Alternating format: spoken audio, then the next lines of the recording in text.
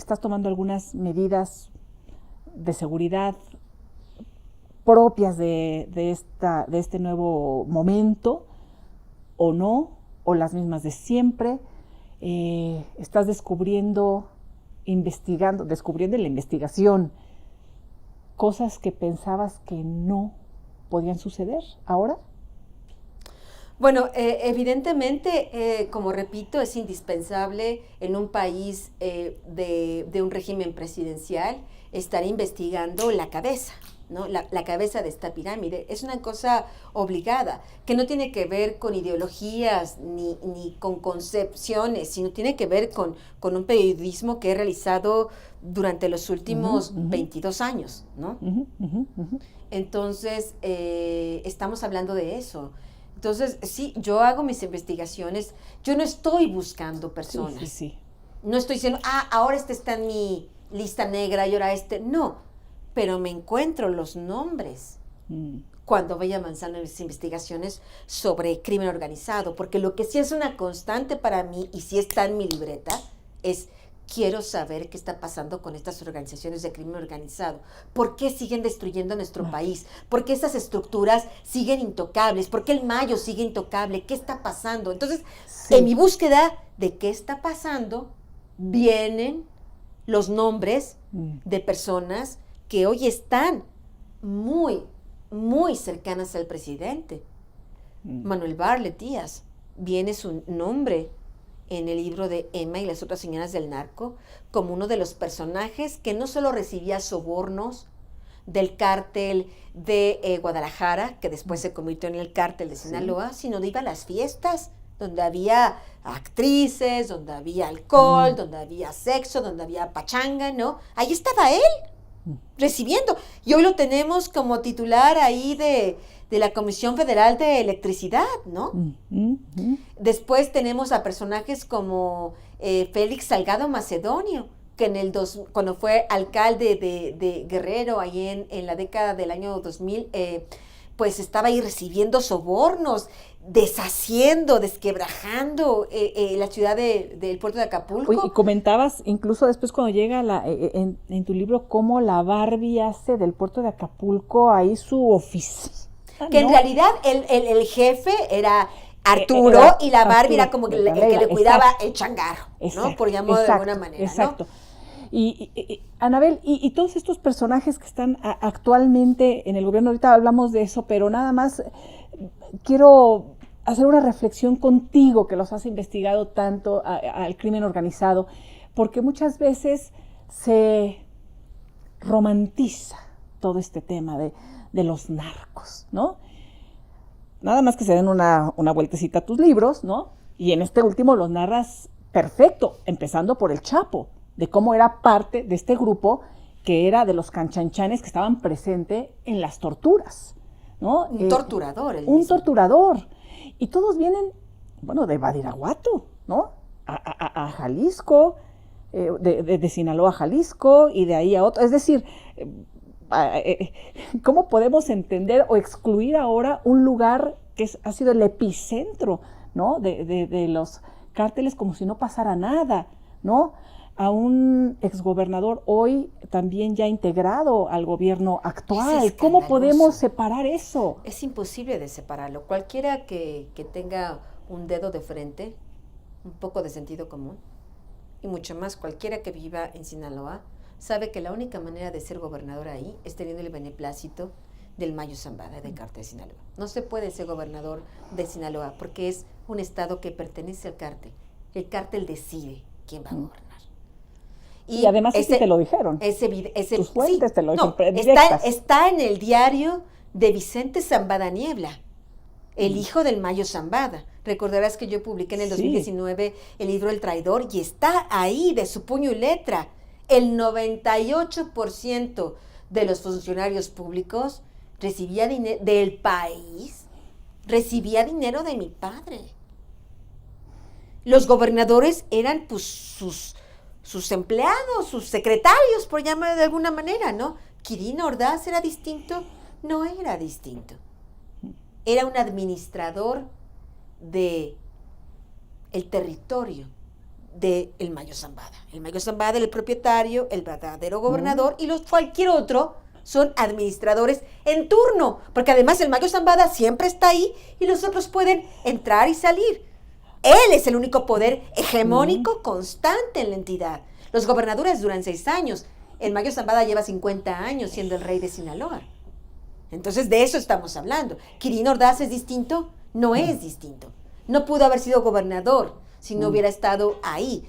Quirino Ordaz, una persona que tiene una grande conexión sentimental, familiar con Salvador Cienfuegos. El general exsecretario de Defensa Nacional. Padrino, ¿quién le decía padrino a quién? No recuerdo, pero ahí con el tema de Cienfuegos, o ya me estoy confundiendo, pero bueno, tenían ahí vínculos, ¿verdad?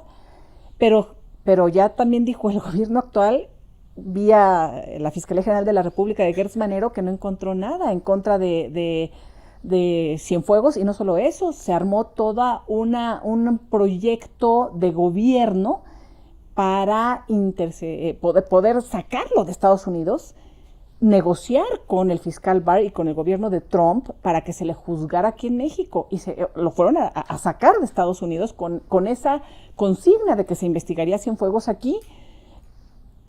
Y lo que encontró el fiscal Gertz Manero muy veloz, muy rápido, es que no tenía nada Salvador Cienfuegos de vínculos con el crimen organizado como lo estaban acusando en Estados Unidos. Dijéramos que en este caso, el señor Gertz Manero, tengo que confesarlo, tiene toda la razón.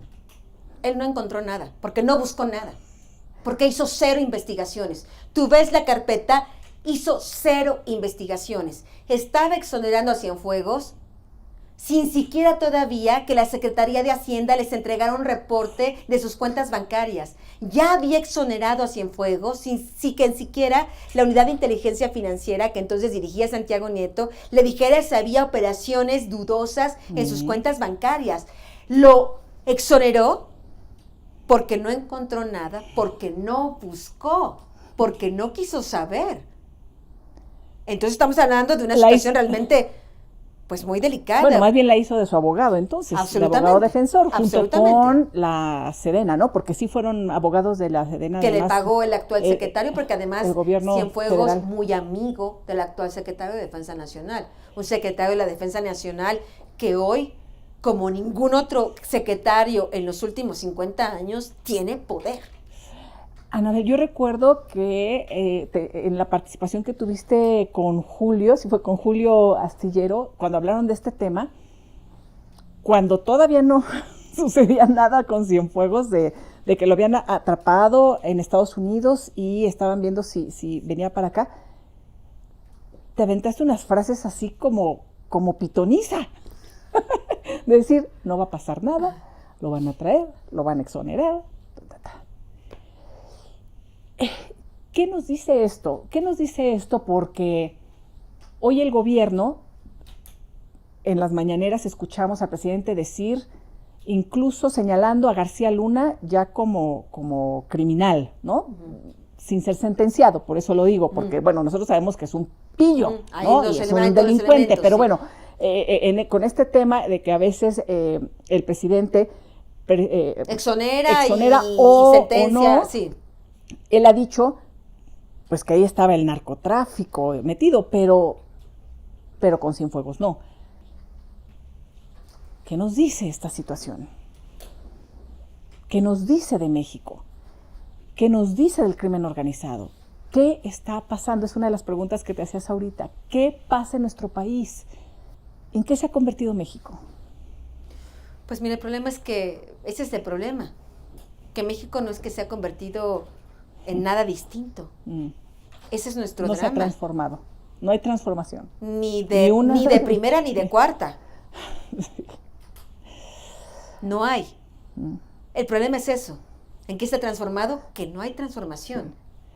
El problema es que sigue siendo lo mismo, claro, y como cualquier proceso de descomposición social, jurídica, política, va empeorando y empeorará mientras realmente no haya un proceso, deja tú primero de transformación. Yo pienso que cualquier proceso democrático que pueda ocurrir en México de cambio, primero tiene que haber un freno a la dinámica criminal en todos los sectores. Primero un freno.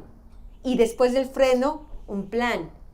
Y después del plan, o un freno y un plan, y después poner en marcha el plan para la transformación. Pero tú no puedes componer un tren si el tren está sobre los rieles a toda velocidad. Está solo simulando, está solo mintiendo. Por eso este tren de México sigue con la plena ruta, ya en descenso, ya ni siquiera vamos al barranco, estamos en el barranco y aún este barranco no llegamos al fondo y sigue en caída libre. En caída.